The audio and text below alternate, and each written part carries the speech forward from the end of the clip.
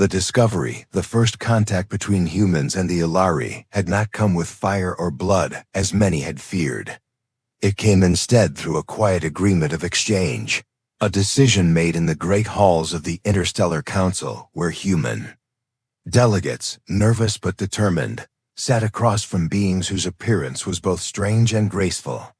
Among them was Lyra, an Ilari female chosen to represent her people in a scientific and cultural exchange with humanity.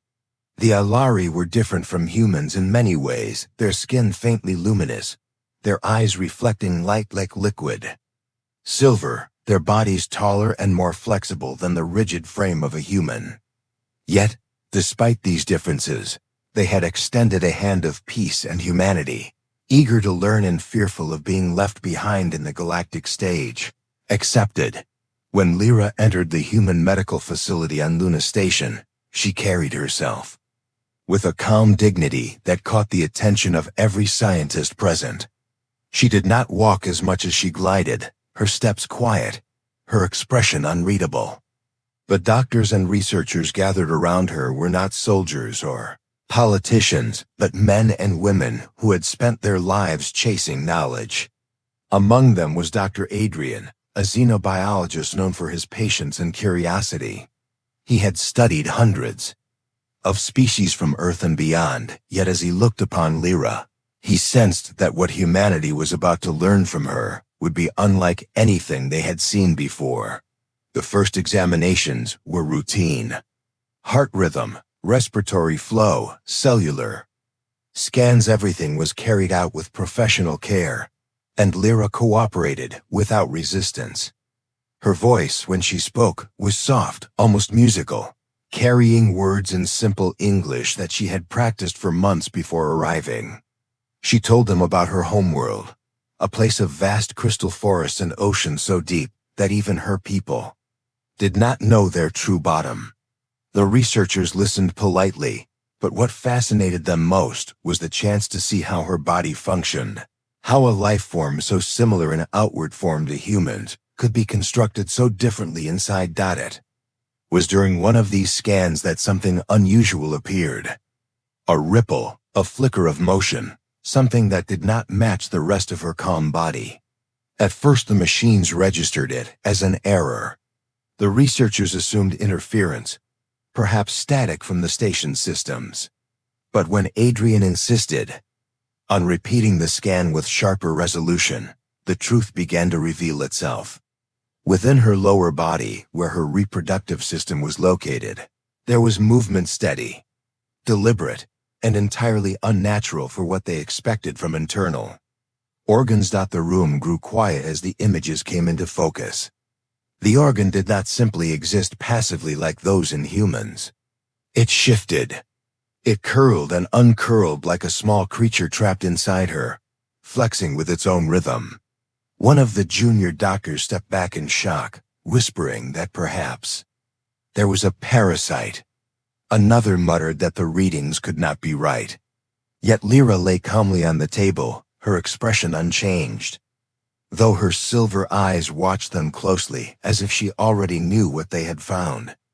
Adrian leaned forward, studying the screen with growing fascination.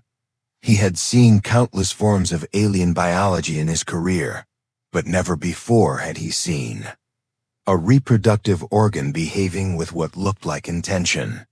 He could not help but think of it as alive in its own way, not a simple structure, but a thing with its own will. "What is this?" another researcher asked, her voice trembling. It's moving on its own." Lyra finally spoke, her voice low but firm. "It is normal for my people," she said, though there was a shadow in her tone, something unspoken that lingered between the words. "Our bodies are not like yours. What you see does not frighten us." Her answer did not calm the humans in the room. In fact, it only raised more questions. Adrian felt a surge of conflicting emotions, fear, yes, but also excitement. If this was normal for her species, then humanity was staring into an entirely new form of biology, one that could reshape their understanding of life itself. What if organs could act independently? What if reproduction was not a passive function, but an active process, a partnership between the host and a living extension of themselves? He asked her permission to study further, and after a long pause she nodded. Her silver eyes never left his face as he prepared the instruments for closer observation. He tried to steady his breathing, aware that history might remember this moment as the instant humanity discovered something that would change their destiny. As the deeper scans began, the movements grew clearer. The organ responded not only to the probes but also to proximity. When Adrian leaned closer, it shifted with greater force, almost as if aware of his presence. The thought unsettled him. It was not simply living, it was reacting. His mind raced with possibilities. Was it an autonomous system, a symbiotic partner? Or was it something more, something that blurred the line between body and mind? One of the younger scientists suggested halting the experiment, arguing that it was too risky, that they did not know if the organ could release spores or infect humans. But Adrian silenced him with a sharp look. The desire to protect humanity was natural, but ignorance was the greater danger. If they recoiled in fear now, they might lose the chance to understand. The session ended with the researchers shaken and silent. The data they had collected was overwhelming, and already whispers filled the station. Some said it was proof of alien superiority, others that it was evidence of danger. For Adrian, it was neither. It was possibility. Later that night, as the station's artificial lights dimmed to mimic Earth's night cycle, Adrian sat alone in his quarters, staring at the data on his screen. The movements of the organ replayed endlessly, each curl and flex reminding him of something alive, something conscious. He could not dismiss the feeling that he had witnessed not just biology, but intention. And somewhere deep inside, he felt a chill. For if this organ truly thought, if it truly acted with a will of its own, then humanity was no longer facing a simple scientific curiosity. They were facing a mystery that could alter the fate of both species forever. The mystery deepens. The next morning, the station stirred with a restless energy because word had already spread beyond the research wing that something unusual had been discovered in the alien visitor. Rumors moved faster than official reports, and by the time Dr. Adrian returned to the lab, whispers were passing through the corridors. Some said the alien female carried a parasite hidden inside her body. Others claimed she had been sent as a weapon in disguise, and a few suggested she was proof of a higher form of life. The truth lay buried within the data they had gathered, yet even Adrian himself could not explain what he had seen. Lyra waited patiently in the observation chamber, her silver eyes reflecting the glow of the station lights. She did not appear frightened, though Adrian could sense a quiet tension in the way she held her body. When he entered, she inclined her head slightly as though acknowledging a bond formed between them the night before. Adrian greeted her gently and began preparing the instruments once more, determined to uncover the truth behind the strange movements of her inner system. This time he brought more precise tools, scanners that could map neurological activity. And to his astonishment, the readings revealed something unexpected. The organ inside Lyra was not a passive piece of flesh but a structure with activity similar to that of a small brain. Tiny currents of energy flickered within it, signaling patterns that seemed too organized to be random. Adrian leaned closer, heart pounding as the results scrolled across the display. If what he saw was true, then this was not just a reproductive function. It was an independent intelligence living inside her. He asked Lyra about it in careful words, not wishing to alarm her, and she answered with calm honesty. Among her people. She explained such an organ was natural. Each female carried it from birth, and it guided reproduction in ways her species considered ordinary. Yet she admitted there was something unusual about hers. For weeks before traveling to Luna Station, she had felt strange surges within her body, as though the organ was growing restless, adapting in ways she could not understand. That was why she had volunteered for the exchange, to seek answers from human science, because her own people often dismissed such changes as defects. Adrian listened intently, and his mind began to form theories. Could it be that her body was entering a new stage of evolution, one that even the Ilari did not yet comprehend? If so, then humanity was not just witnessing biology, but history unfolding before their eyes. The thought made him shiver with excitement, yet also with fear. What if this intelligence inside her could spread or transform in ways they could not predict? What if it was not merely adapting but seeking something more?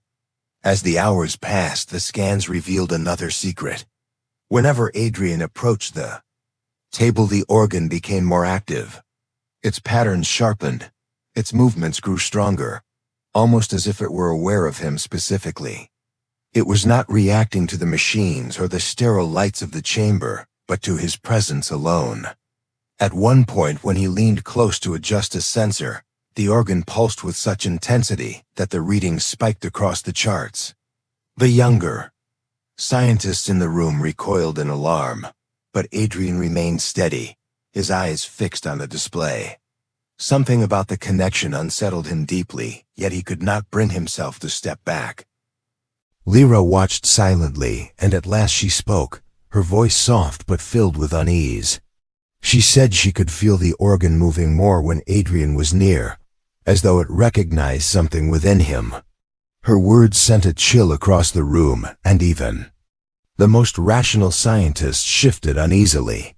The possibility that her inner system was attempting to mimic human presence could not be ignored. When Adrian ran a genetic test, the truth became clearer.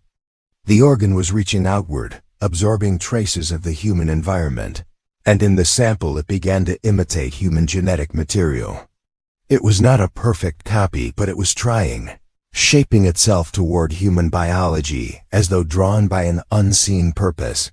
The implications were staggering. If her body could adapt to human genes, then the barrier between species was no longer absolute. For some this was a dream of unity, for others a nightmare of contamination. The research team erupted in debate, some demanding immediate quarantine, while others argued for continued study.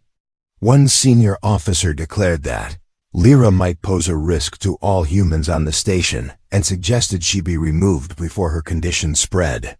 Adrian, however, stood firm. He told them that fear would blind them to knowledge, that what they faced was not an enemy, but a mystery begging to be understood. His conviction silenced the room, though he could feel the weight of suspicion pressing heavily upon him. Later, when the chamber was cleared and only he and Lyra remained, she lowered her gaze and whispered that she feared her own people would see her as dangerous too. Among the Ilari, those who displayed changes too different from tradition were often cast out or treated as flawed. She confessed that she had traveled not just for science but for hope, hoping that humans would see her not as a threat but as a being seeking understanding. Adrian felt the gravity of her words settle in his chest. He realized then that this case was more than biology. It was about trust between two species, about compassion in the face of fear. The organ inside her might hold answers that could change the course of evolution itself, but the choice of how to respond would reveal who humanity truly was. As the station settled into its quiet night cycle once again, Adrian sat before the data in his private chamber, his mind racing with questions.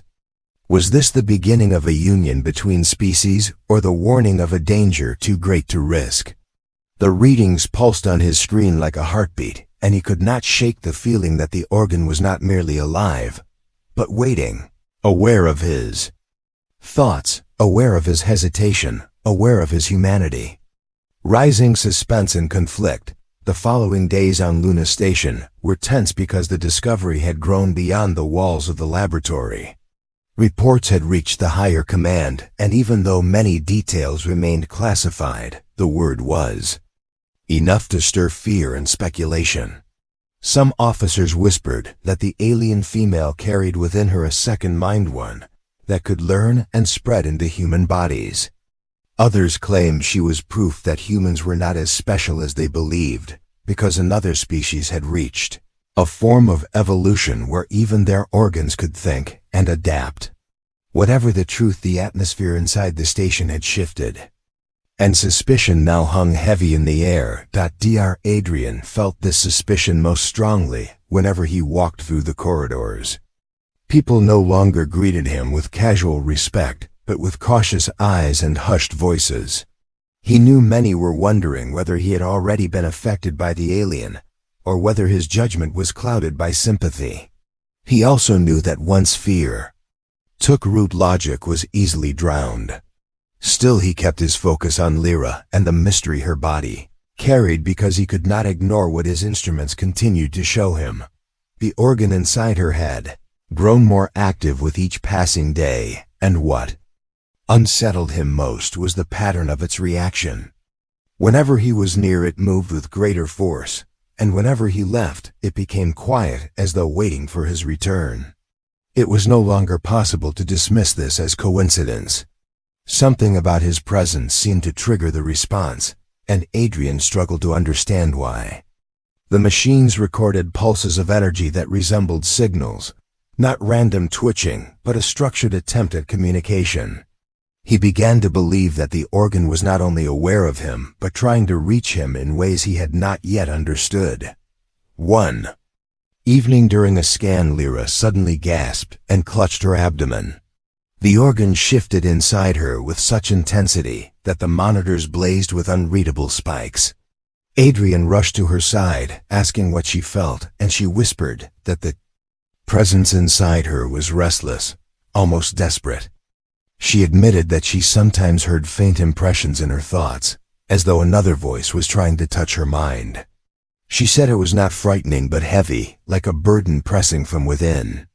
Her words made Adrian's skin crawl. Because if what she described was true, then the organ's intelligence was not confined to biological motion alone. It was reaching into consciousness. When he reported his findings to the Council of Human Officers on the station, their faces hardened with fear. One commander declared that the alien female should be quarantined in isolation or destroyed before the thing inside her found a way to spread. Another argued that she should be returned to her people before humanity risked contamination. Adrian stood alone in defense of her, insisting that what they had found was not a disease, but a turning point in understanding life. He spoke with passion, saying that if humanity responded with fear, now they would lose a chance that might never return again.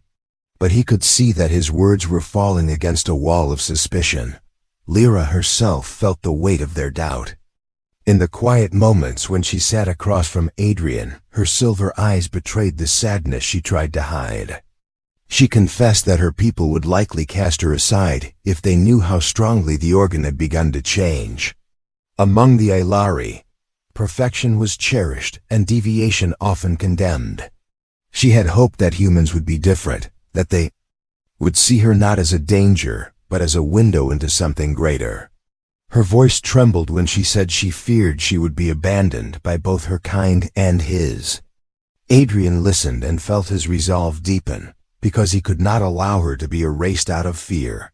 The true test came when the organ displayed behavior that none could ignore.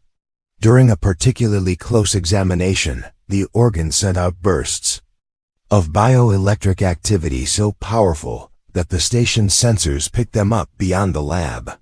The signals echoed through the systems like a heartbeat amplified into the walls. It was no longer possible to dismiss it as mere muscle movement. This was deliberate action, and it was growing stronger. Some technicians claimed the signals carried structure, almost like a code. When Adrian analyzed them, he found repeating patterns that reminded him of language. Though still crude and incomplete, they suggested intent. He felt both wonder and terror because this meant the organ was on the verge of communicating what it might say he could not predict, and the very idea filled him with unease. The council reacted with alarm, demanding immediate lockdown. Adrian argued once again for patience, for trust, but he was overruled. Lyra was confined to a restricted chamber, and guards were stationed outside. She submitted without protest, though the sadness in her eyes pierced Adrian's heart. He knew. She understood too well what was happening because she had seen it before among her own kind. Difference led to fear, and fear led to rejection. That night Adrian could not sleep. The data glowed on his screen, the patterns repeating endlessly like a silent voice calling to be heard. He wondered if he was the only one truly listening. Somewhere deep inside he felt that the organ did not wish harm, but sought connection. A bridge between two species that had only just begun to know each other. The thought both comforted and frightened him, because if he was wrong, then he was not only risking his own life, but possibly all of humanity. Still the image of Lyra's quiet dignity remained with him. He remembered her words about hope and the fear of being abandoned.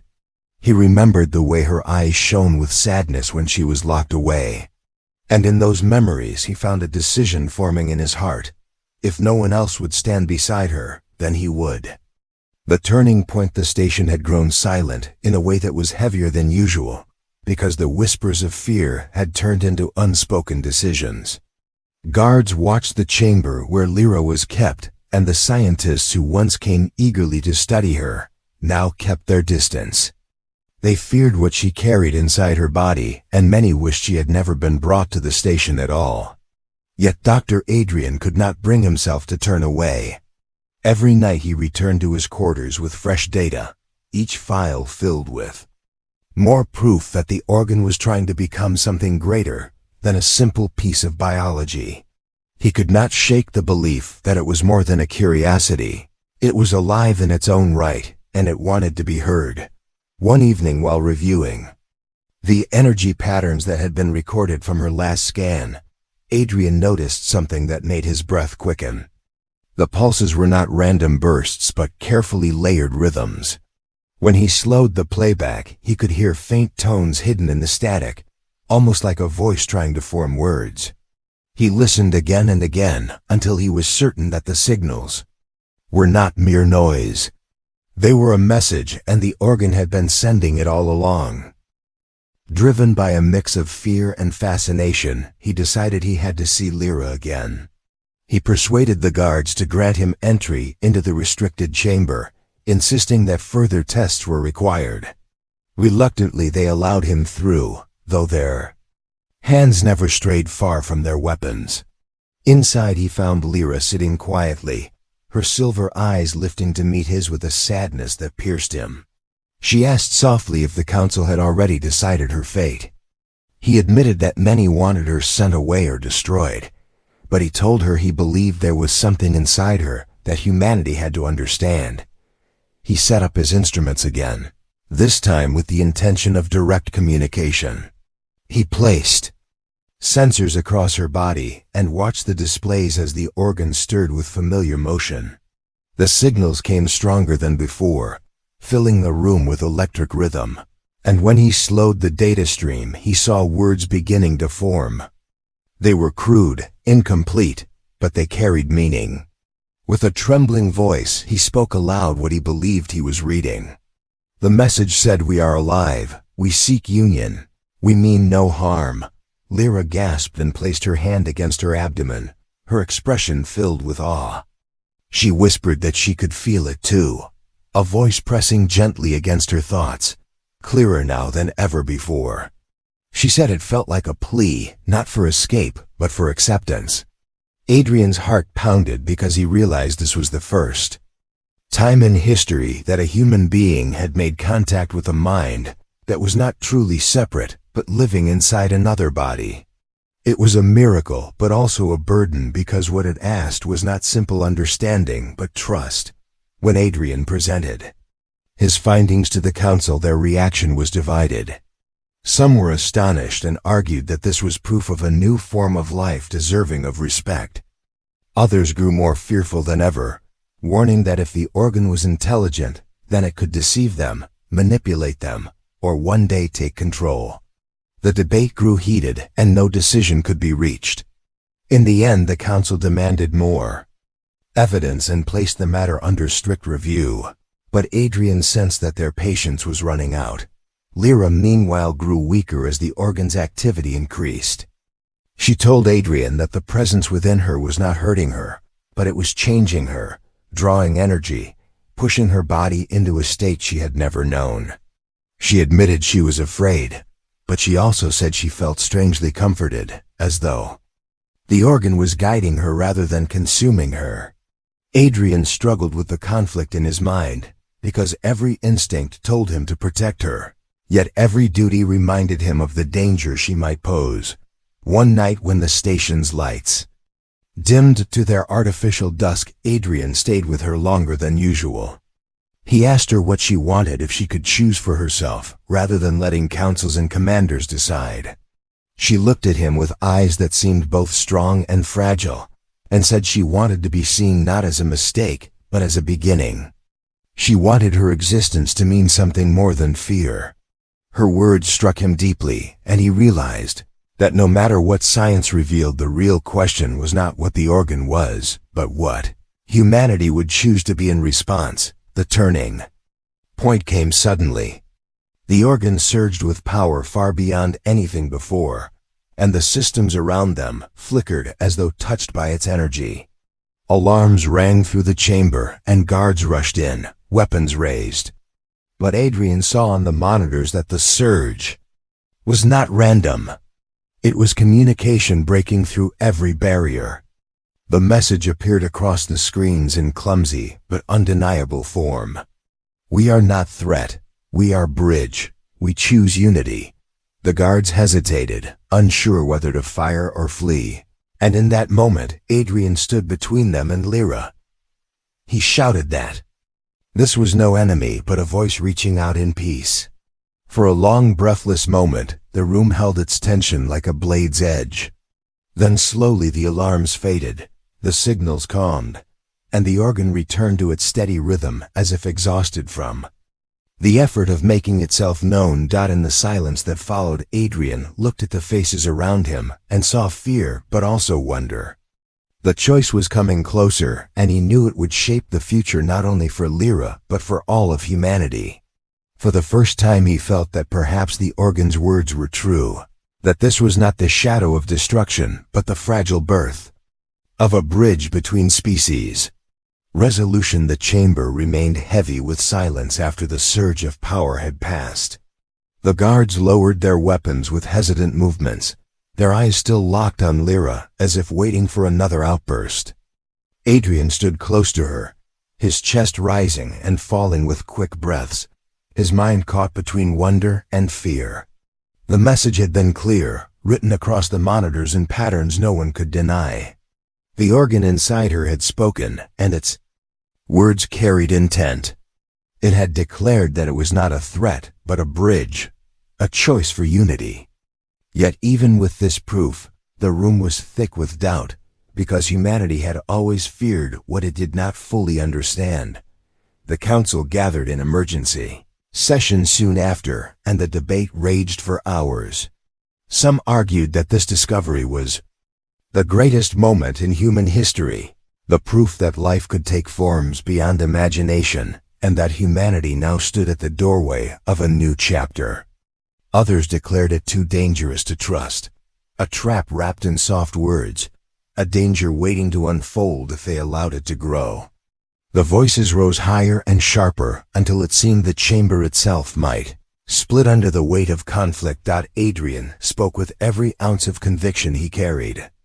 He reminded them that humanity's story had always been shaped by the willingness to take risks, to trust when fear said no, to reach out when the safe choice was to withdraw. He said that if they destroyed Lyra or cast her away, they would not only lose knowledge but betray the very spirit that had carried them to the stars. His words struck some with power, but others turned away with grim expressions. He could see that the decision balanced on the edge of a knife. While the council argued, Lyra sat quietly in her chamber, her body weakened by the strain of the organ's activity. She closed her eyes and listened to the faint whisper in her mind, the gentle pressure of the intelligence inside her. It did not command or demand, it only sought connection. She felt its longing as if it were a child pressing its hand against hers from within, asking to be acknowledged, asking to be part of something larger. For the first time she no longer felt fear toward it. Instead she felt a deep sadness that its voice might be silenced before it was ever truly heard. Adrian returned to her after the meeting, his face drawn with exhaustion, but his eyes burning with determination. He told her that the council was leaning toward rejection, that fear might win after all. She placed her hand on his and whispered that perhaps her fate was never hers to control, but she thanked him for seeing her not as a danger, but as a being worthy of trust. Her words cut into him more deeply than any accusation, because he knew she was prepared to face destruction with dignity, while he was not ready to let that happen. The final decision was set for the next cycle. The council would vote, and once they did, there would be no turning back. Adrian spent the night in restless thought, torn between duty and conviction. The data glowed on his screen, the repeating message of the organ pulsing steadily like a heartbeat, each word echoing in his mind. We are not threat. We are bridge. We choose unity. He realized that if he did nothing, the council might erase this voice forever, and history would remember only silence. When the council gathered, he stood before them once more. He spoke not as a scientist, but as a man who believed that compassion was stronger than fear. He told them that the organ's intelligence had already shown restraint, that if it wished to harm them, it could have done so when its power surged across the station. Instead it had spoken, choosing words over violence, trust over domination. He asked them if humanity could not meet that choice with the same courage. He told them that the future was not built by those who destroyed what they feared, but by those who dared to embrace what they did not yet understand. The room fell quiet after his speech. Eyes shifted, voices lowered, and slowly the tide began to turn. When the vote was cast, it was narrow, but the decision was made. Lyra would not be destroyed or cast out. She would be protected and studied, and more importantly, she would be trusted. For the first time since the discovery, the weight pressing on Adrian's chest lifted, and he allowed himself a breath of relief. In the days that followed, Lyra regained some of her strength. The organ settled into a steady rhythm, no longer surging wildly but pulsing with a calm presence, as though it too sensed the shift in acceptance. With Adrian's guidance, the scientists approached it with new eyes, not as a danger, but as a partner. They discovered that when exposed to human genetic material, the organ created stable fusions that were not harmful but strengthening, bonds that hinted at the possibility of shared evolution. What once seemed a threat now appeared to be a promise. Lyra walked the corridors again, no longer as a prisoner, but as a guest. Some still looked at her with suspicion, but many more looked with wonder. She held her head high, carrying within her the weight of change but also the spark of hope. She knew her people might not yet understand, but here among the humans she had found at least one who believed in her, and through him she had found a place where her difference was not her shame, but her gift. Adrian watched her with quiet pride. He knew the path ahead would not be easy, that fear and doubt would rise again, but he also knew that something irreversible had begun. Humanity had not turned away. They had chosen trust, and in doing so, they had opened the door to a future no one could fully imagine, the story of the alien female, and the organ that moved with a will of its own, spread across human worlds and beyond. To some it was a tale of danger narrowly avoided, to others it was the birth of a new chapter in galactic history. But to Adrian, it was something simpler and far more powerful. It was proof that humanity's true strength did not lie in its weapons or its technology, but in its capacity to listen, to trust, and to reach out even when fear said to turn away. And as the stars stretched endlessly beyond Luna Station, a quiet certainty grew in his heart. The organ's voice had been right. They were not threat, they were bridge. And perhaps in the great story of the universe, humanity's role was not to dominate, but to join, to stand as the species that could change the course of life itself, not through conquest, but through courage and compassion. The end.